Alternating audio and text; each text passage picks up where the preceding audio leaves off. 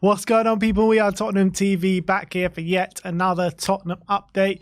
Bit of a slow news day, but there is still some news to talk about, and we're going to focus on strikers at the beginning of this update. And first up is Joshua Zirkzee of Bologna. Tutto Mercato says that Tottenham are ready to compete with AC Milan, Bayern Munich and other Premier League teams to sign Joshua Zirkzee. The striker has a €40 million release clause in his Bologna contract, and Ben Jacobs says that Tottenham could be a club to watch for the Bologna striker Joshua Zirkzee, having a really good season this year.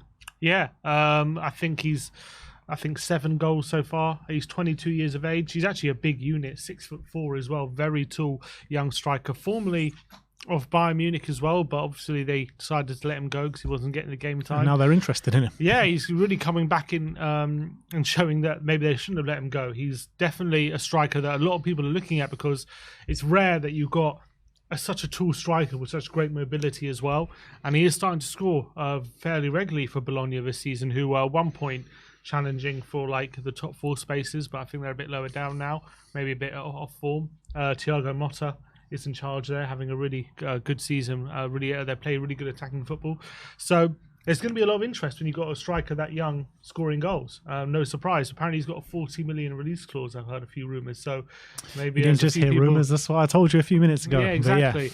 $40 million release clause. So I think that's not a bad price for a striker that age and scoring goals. Yeah, I mean, I would like to see a bigger sample size. I think this is the real season where he's really exploded. I haven't seen much of him, so it's hard for me to comment, to be honest, but all the data looks really strong for him as well. But for him to have a breakout season in Serie A is no mean feat, to be honest. And with the goal contributions he's getting, with the talk around his name as well, he seems to be very much a striker in demand at the moment. So I'd be actually quite happy if we struck the deal with this one. Next up, there are 2 other names that we've been linked with, and Marca are claiming that Santiago Gimenez and Sergio Guirassy are on Tottenham's list of possible forward targets. So these are 2 names that we have spoken about before. In terms of Santiago Gimenez, he's absolutely smashing it for Feyenoord this season. I would love to see him through the door. He's one of the ones very close to the top of my list. Sergio Guirassy is an interesting one, isn't it? Because he's on unbelievable form this season for Stuttgart. The amount of goals he scored is second to only Harry Kane in the Bundesliga. But at 27 years of age, why haven't we seen this form for him before? 17 goals in 14 games. It definitely seems a bit like an outlier and something that is going to be like his consistent form going forward. So I think definitely proceed that with caution, albeit he's a pacey striker. He's definitely sees someone who could fit the system potentially in terms of profile. But in terms of Guirassy, I do think it's a big risk because I think you're relying on just these last 6 months in terms of how he's done rather than a sustained period of form. The thing is with Guirassy, though, he's got such a small release clause, 12 million or something like that. So is it worth taking a punt on something with such a small fee? Well, there's no need to now. We've got Richarlison, who's doing that role up front, scoring goals. You've got Son up there. You've got Werner who can play central. So I really don't see us... I don't think there's any need to sign him now. They're all scoring. I mean, we don't know about Werner in central, but Son and Richarlison are scoring goals. So there's no need to sign a 27-year-old on a cheap deal. Come the summer, I think it's a different conversation. Then you could argue we might have missed the boat. Maybe someone else would have activated his release clause and we would have missed out on him. But I'm in no rush to get someone like Guirassy. Santiago Jimenez, obviously, he's going to be very expensive in the summer. He definitely he's very young and he's really exploding at the moment. I really like the look of him. I think he's a touch of class. He's got a lot of quality. What I like about him as well is he seems to be doing it in the Champions League, not just in the Dutch league as well. He seems to be playing, making an impact in that competition. So I definitely think I'd much rather him, but he's going to be a lot more expensive. Yeah, but you know what they say, you get what you pay for at the end of the day. And let's move on to Spurs looking at tomorrow's talent once again. Spurs linked with 18-year-old Noel Buck from the MLS, as Ali Gold says that Spurs previously shown an interest in signing New England Revolution's central midfielder Noel Buck. The 18-year-old is understood to be available for little as £6 million. And it's no secret that we're trying to get the best talent from around Europe, now around the world. No surprise. And I think MLS is an interesting market to look at because it's very much undervalued. Not many people are looking at that market and signing players. And maybe there's untapped talent there which we could get ahead of the game on. 6 million for an 18-year-old. I think he's got 4 or 5 goals this season in the MLS. I know it's only the MLS, but he's 18. That's impressive. If you, at any age, if you're playing top men's football and making an impact, that's impressive. So you have to look at that and think maybe this guy has a big future and maybe there's a lot of potential. Obviously, I don't watch a lot of MLS football, so I'm not going to say I know a lot about him and I know how he plays, but all I'm going to say is at 18 and he's making such a big impact playing regular football and scoring goals doesn't seem out of place. That's someone to keep your eye on.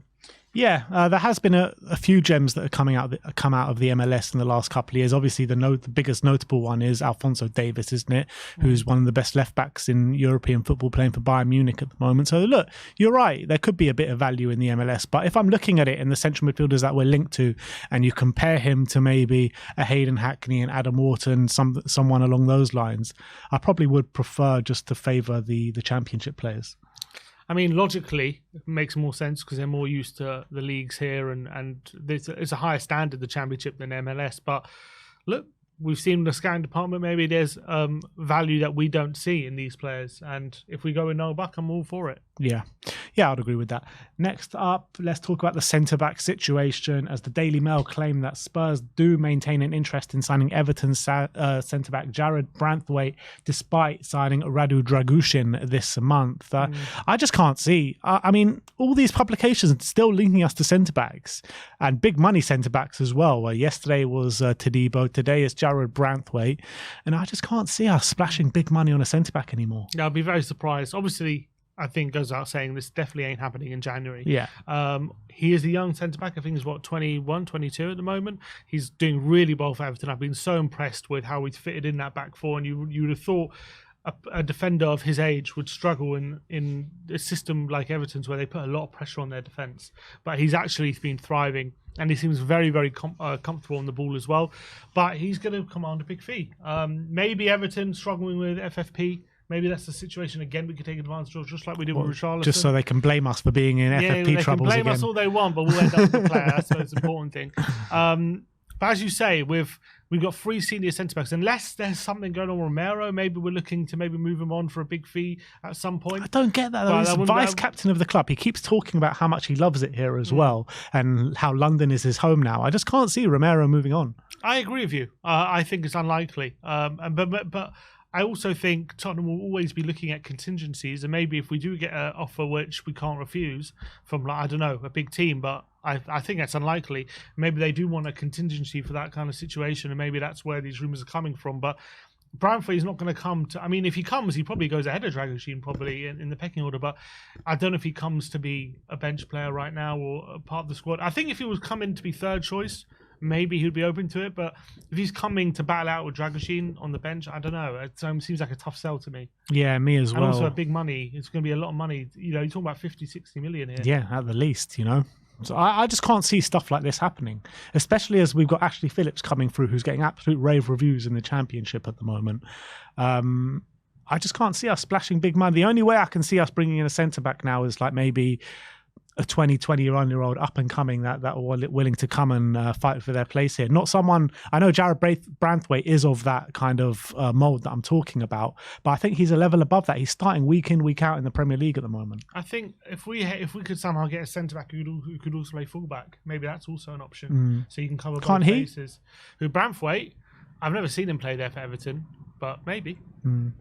Let's talk about Emerson Royale. Mike McGrath says that Al Nassr have switched their attention from Tottenham defender Emerson Royale to Man United fullback Aaron Wan-Bissaka, as Al Nassr had a £20 million bid rejected for Emerson Royale and now have switched their attentions to Wan-Bissaka, who has 1 year left on his deal at Old Trafford.